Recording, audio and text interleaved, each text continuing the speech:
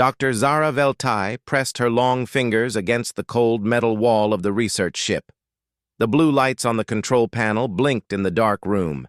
Through the large window, she could see the planet below.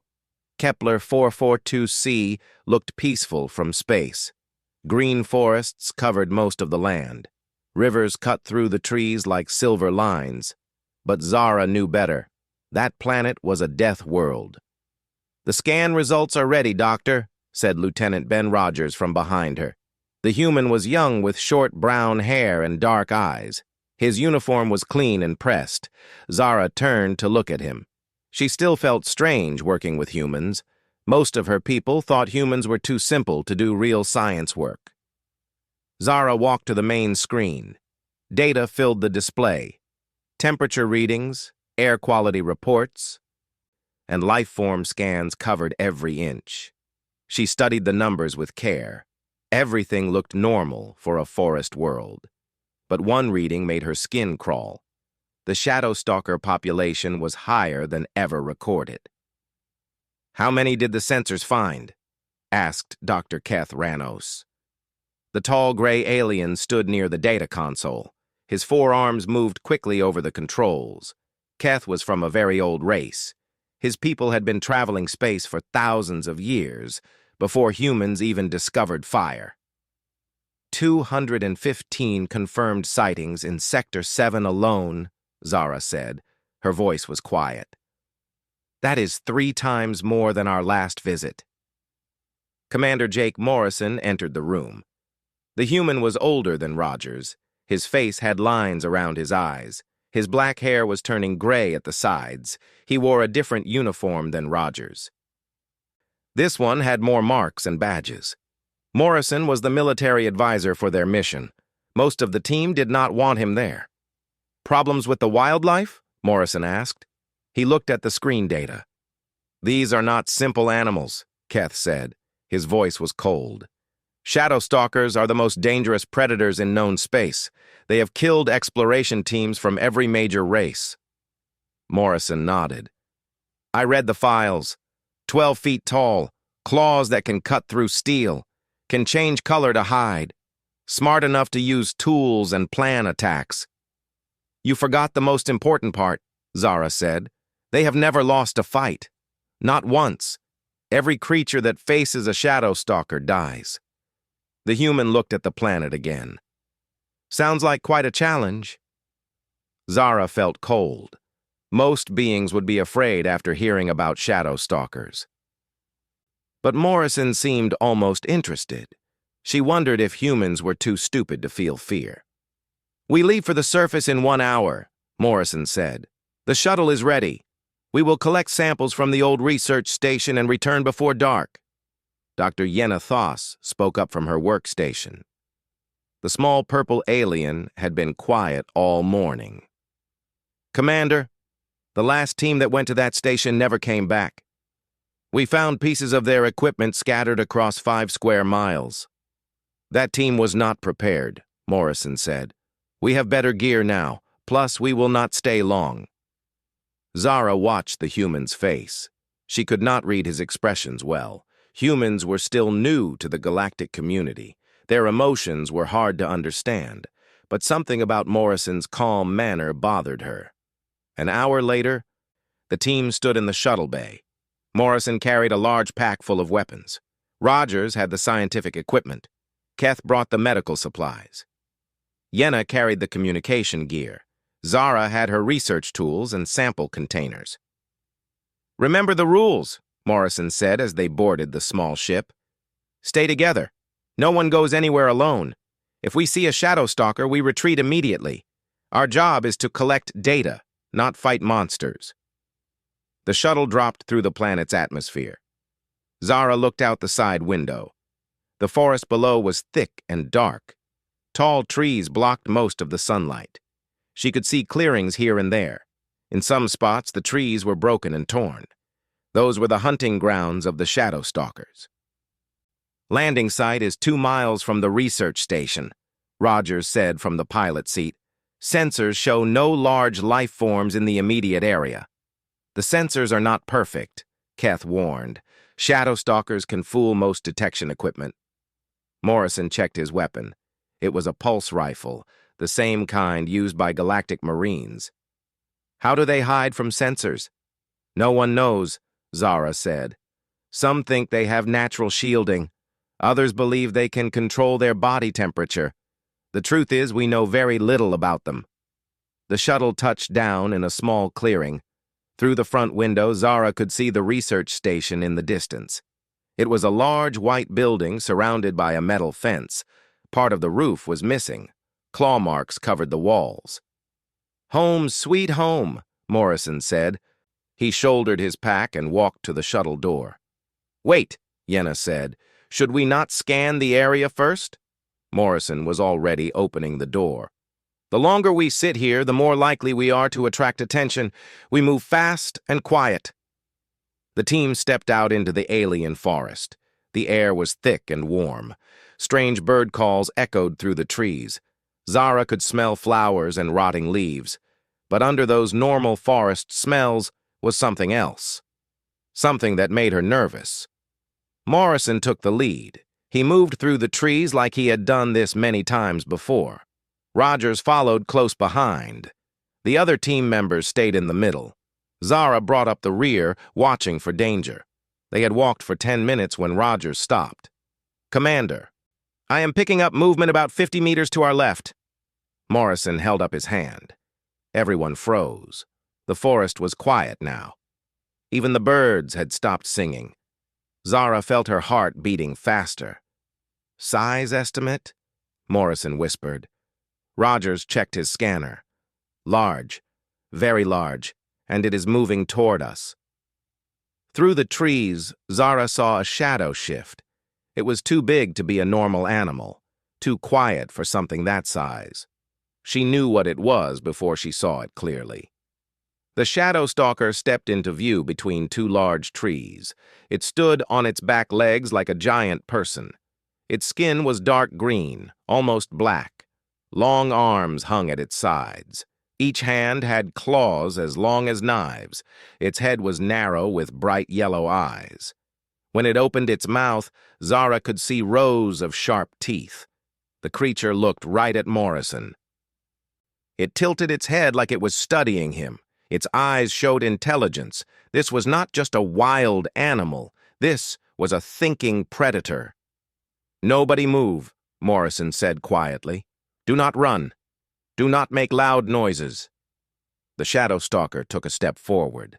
Its claws left deep marks in the soft ground. More shadows moved in the trees behind it. The team was surrounded. Morrison slowly reached for his weapon. The shadow stalker watched his every move. When the human's hand touched the rifle, the creature made a low, growling sound. Other growls answered from the forest around them. "We have a problem," Rogers whispered. That was when the shuttle exploded behind them. The explosion knocked everyone to the ground. Burning metal flew through the air. Pieces of the shuttle crashed into the trees around them. Smoke and fire filled the clearing where their ship had been. Zara rolled behind a fallen log. Her ears were ringing from the blast. Through the smoke, she could see the shadow stalker that had been watching them. The creature had not moved. It stood in the same spot, looking at the burning wreckage. Its yellow eyes showed no surprise. It had been expecting this. "The fuel cells," Rogers shouted over the noise of the fire. "Something triggered the fuel cells." Morrison was already on his feet.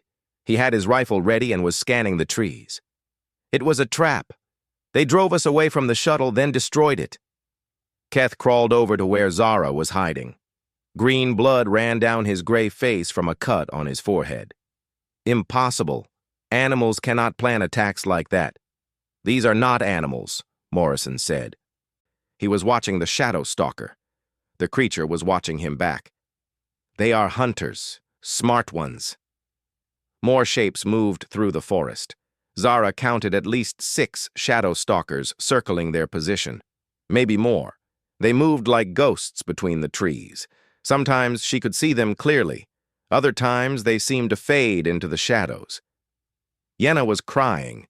The small alien had never been on a dangerous mission before. She worked in safe research labs with good security.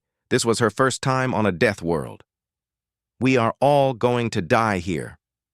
"No one is dying today," Morrison said, but his voice was tight. Even the human was scared now. The shadow stalkers began to close in. They moved slowly, taking their time. They knew the team had nowhere to run. The burning shuttle blocked the path back to the landing area. The research station was still a mile away through thick forest full of more predators. Morrison raised his rifle and aimed at the closest shadow stalker. "When I fire, everyone run for those rocks over there." He pulled the trigger. The pulse blast hit the creature in the chest. The shadow stalker stumbled back a step, but it did not fall. The shot had barely hurt it. Morrison fired 3 more times. The blasts made black marks on the creature's skin, but nothing more. "Our weapons are useless," Keth said. The shadow stalker that had been shot let out a loud roar. The other creatures answered with their own calls. They sounded angry now. "Run!" Morrison yelled. The team ran for the rocks. Zara could hear heavy footsteps behind them. The shadow stalkers were following but not trying to catch them yet. They were herding the team like sheep. They reached a group of large boulders and took cover. Morrison was checking his rifle. "The pulse blasts are not strong enough. Their skin is too thick." "What do we do now?" Rogers asked. The young soldier looked scared. Morrison studied the forest around them. The shadow stalkers had stopped chasing.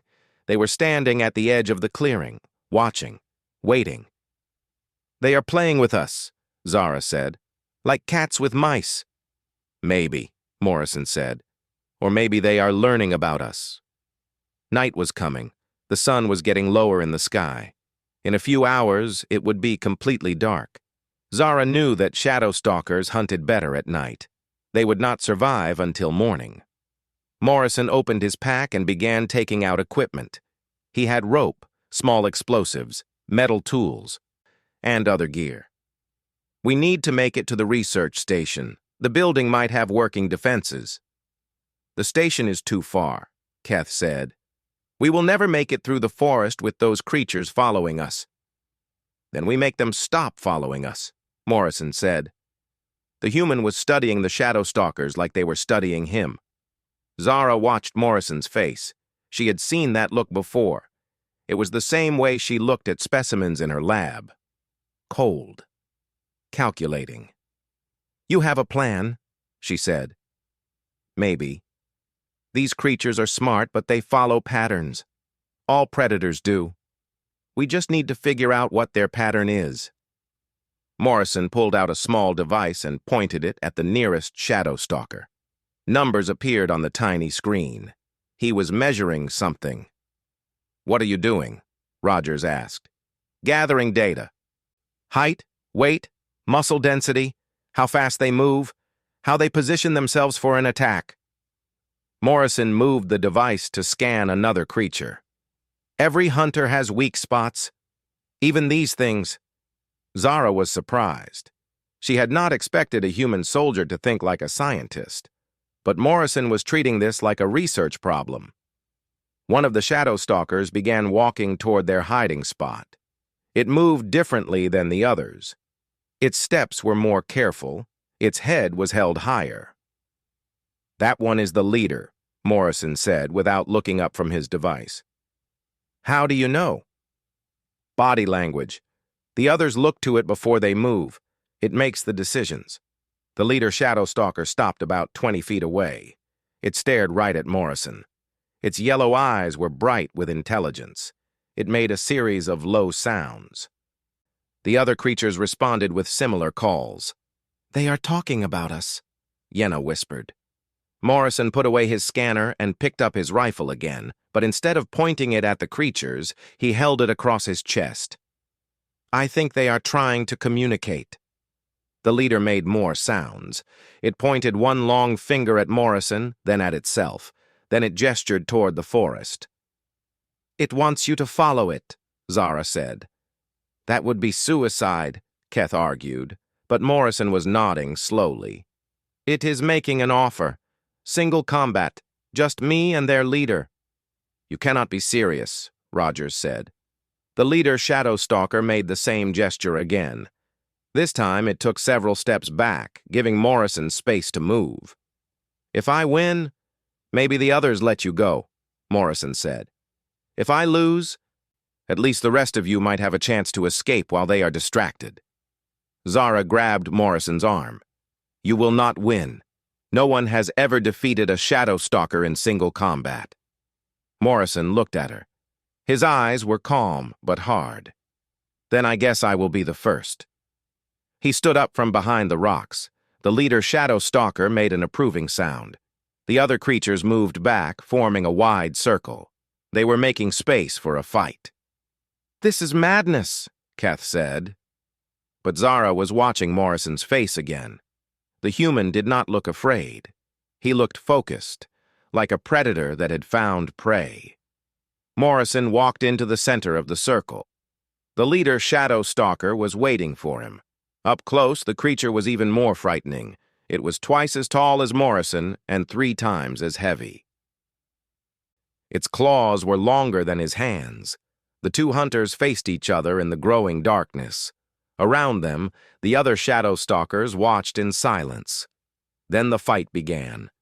The Shadow Stalker leader moved first. It lunged forward with speed that should have been impossible for something so large. Its claws reached for Morrison's throat, but the human was not there anymore. He had rolled to the side at the last second.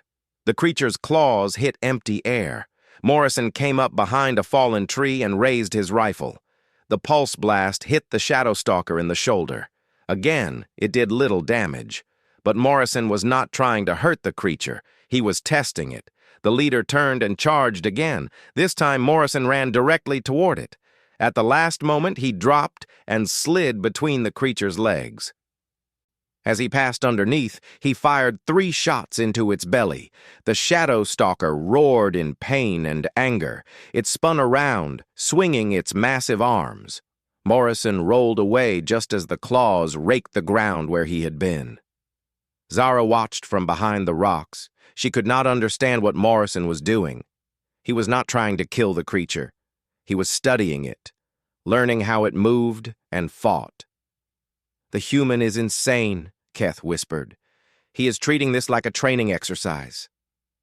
The leader Shadow Stalker was getting frustrated. It was used to quick kills. Most prey either ran or died within seconds.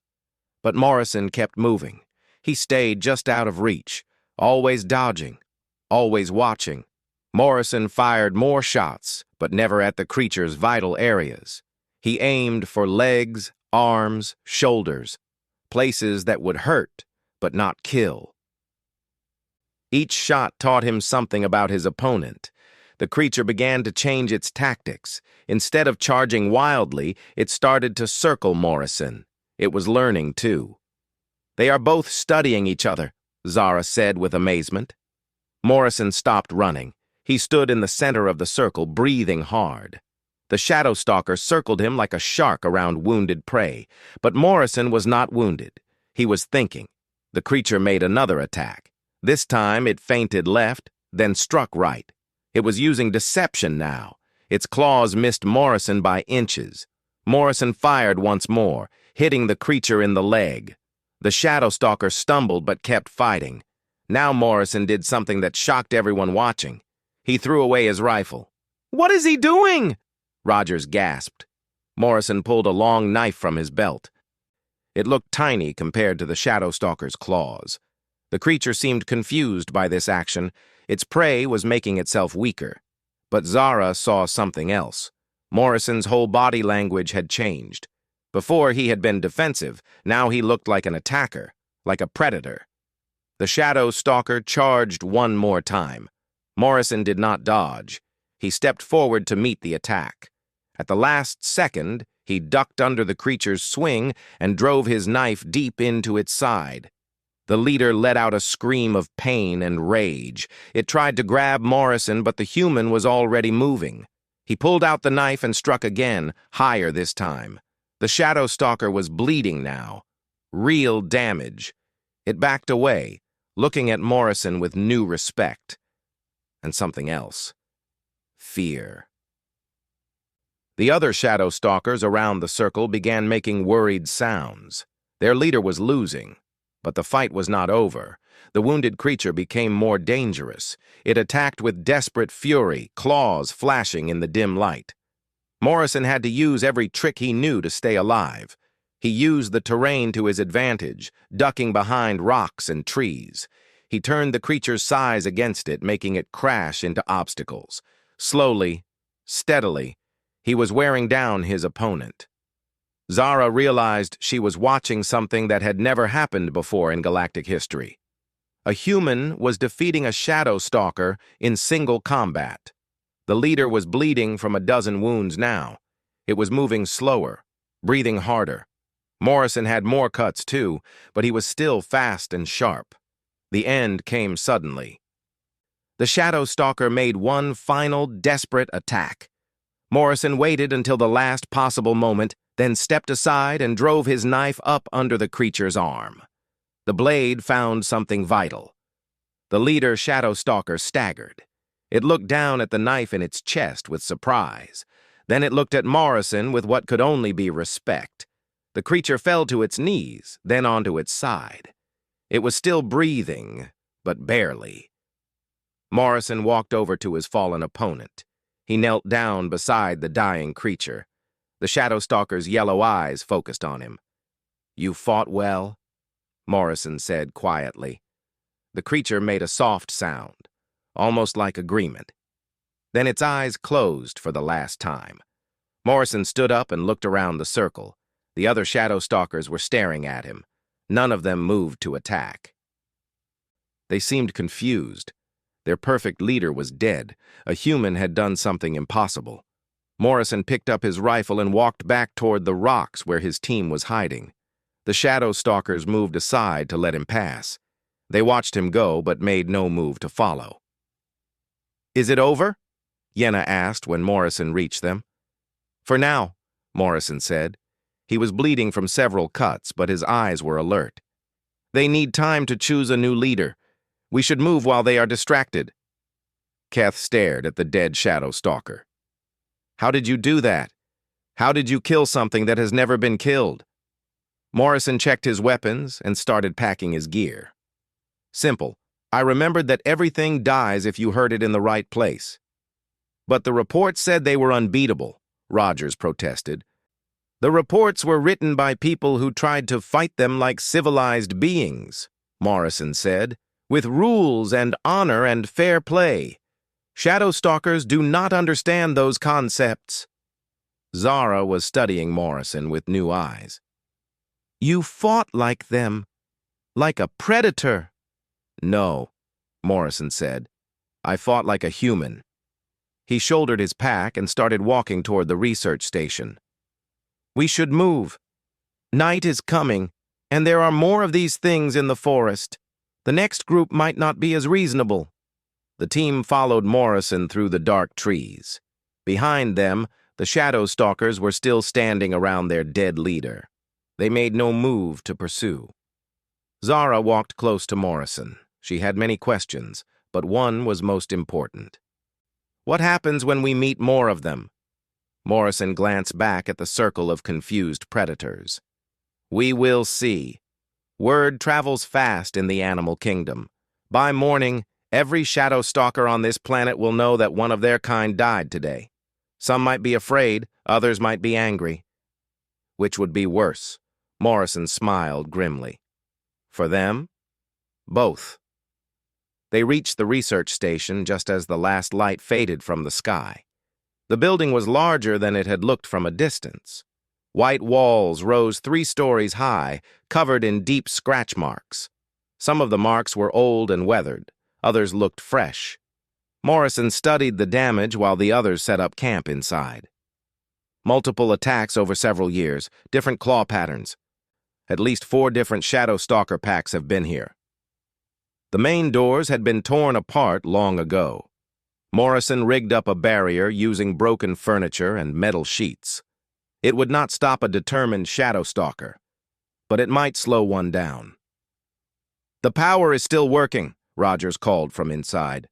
"Emergency systems are online." Zara found the main research lab. Computers and equipment covered every surface. Most of it was broken, but some devices still functioned. She began downloading data files from the station's memory banks. "Look at this," she said when Morrison joined her. The main screen showed surveillance footage from the station's final days. The last research team recorded everything. The video showed 6 alien scientists working in the lab. They looked calm and confident. Their equipment was more advanced than what Zara's team carried. They had heavy weapons and force field generators. "When was this recorded?" Morrison asked. Zara checked the timestamp. 3 years ago. This was the Vorthan expedition. All 6 team members were found dead.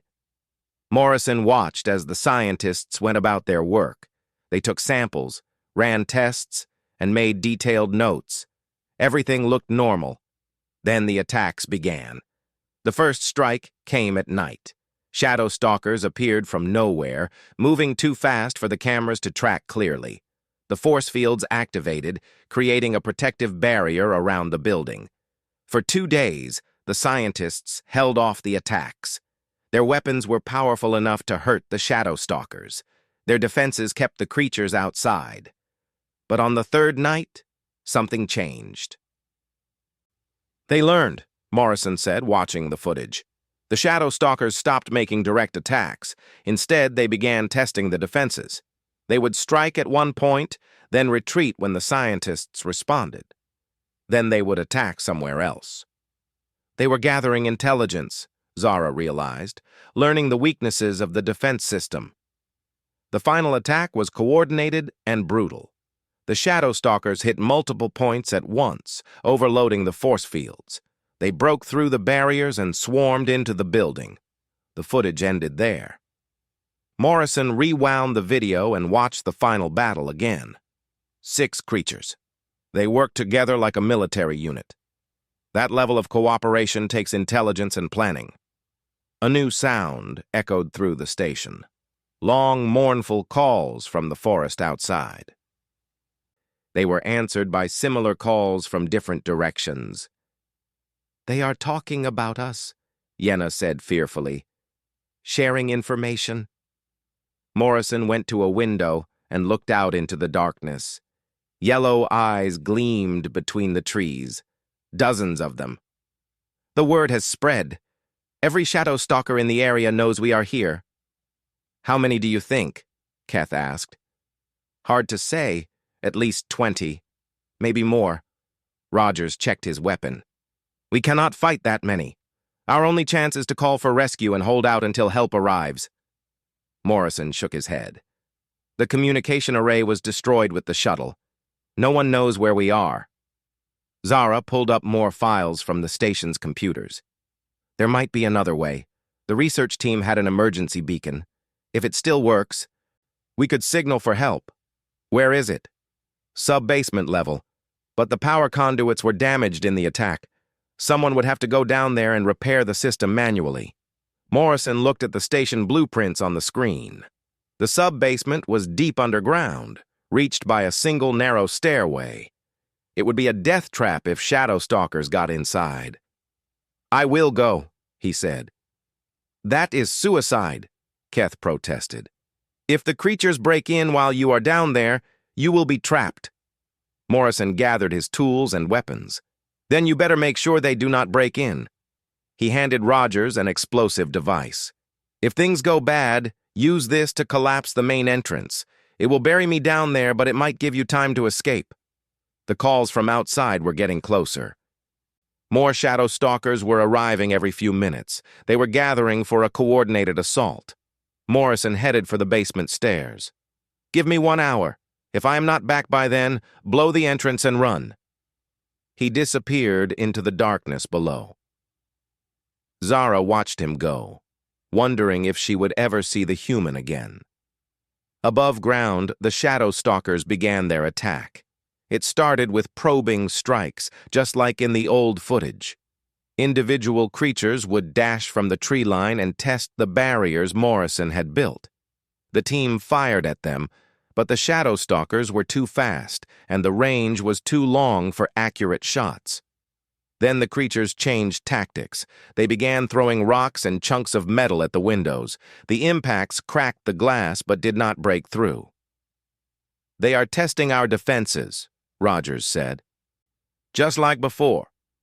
Down in the sub-basement, Morrison worked by the light of a small flashlight. The repair manual was written in an alien language, but the diagrams were clear enough. He traced damaged power lines and replaced burned components. The emergency beacon was an impressive piece of technology. Once activated, it would send a signal that could reach ships several star systems away, but the power requirements were enormous. The station's generators would have to work at maximum capacity. Morrison heard explosions from above. The attacks were getting more serious. He finished the repairs and activated the beacon. Warning lights flashed red throughout the basement. The generators began spinning up to full power. Then all the lights went out. In the darkness above, Zara heard Morrison's voice over the communication system. "The beacon is active, but I triggered an overload.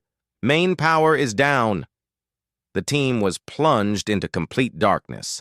Emergency lights flickered on, casting long shadows through the research station. That was when the real attack began. Shadow Stalkers poured from the forest like a black tide. They moved with perfect coordination, hitting the building from all sides at once.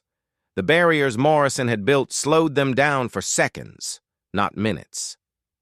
Zara fired her weapon at the nearest creature.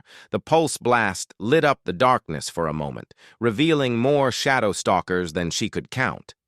"They are inside the building!" Rogers shouted. Heavy footsteps echoed through the halls. Claws scraped against metal walls. The creatures were hunting through the station, searching for the team. In the sub-basement, Morrison heard the sounds of battle above. He grabbed his rifle and started up the stairs. The narrow stairway was the only way in or out of the basement. If Shadow Stalkers were waiting at the top, he would be trapped. But he had made a promise to bring his team home alive. And Jake Morrison always kept his promises. The emergency beacon continued to broadcast its signal into space, hoping someone would hear it before everyone in the station was dead. Morrison reached the top of the basement stairs and found chaos. Shadow Stalkers had broken through the main barriers and were inside the building. He could hear his team fighting on the upper levels. 3 creatures blocked the hallway between Morrison and the stairs to the upper floors. They had not seen him yet, but they would soon. In the darkness, they were nearly invisible. Morrison pulled out 2 small explosives from his pack. He set short timers and threw them down the hallway. The Shadow Stalkers heard the devices hit the floor and turned toward the sound. The explosions lit up the corridor like lightning. All 3 creatures were knocked down but not killed. Morrison ran past them while they were still stunned. On the 2nd floor, he found Rogers trapped in a storage room. A Shadow Stalker was trying to break down the door. Morrison shot the creature in the back. It turned and snarled at him. "Get upstairs with the others," Morrison told Rogers. "I will hold them off." "There are too many of them," Rogers said as he ran past. Morrison knew Rogers was right, but he also knew something the Shadow Stalkers did not understand. Humans did not give up. Ever. More creatures appeared in the hallway. Morrison fell back toward the main staircase, fighting as he went. His rifle was running low on power, so he switched to his backup weapon.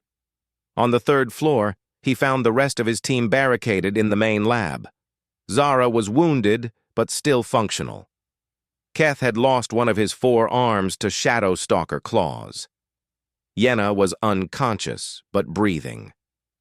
"The beacon is working," Zara told him. "I picked up a response signal. Help is coming." "How long?" 6 hours. Maybe 7.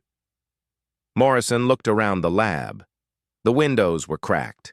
The door would not hold much longer. Shadow Stalkers prowled the hallways below.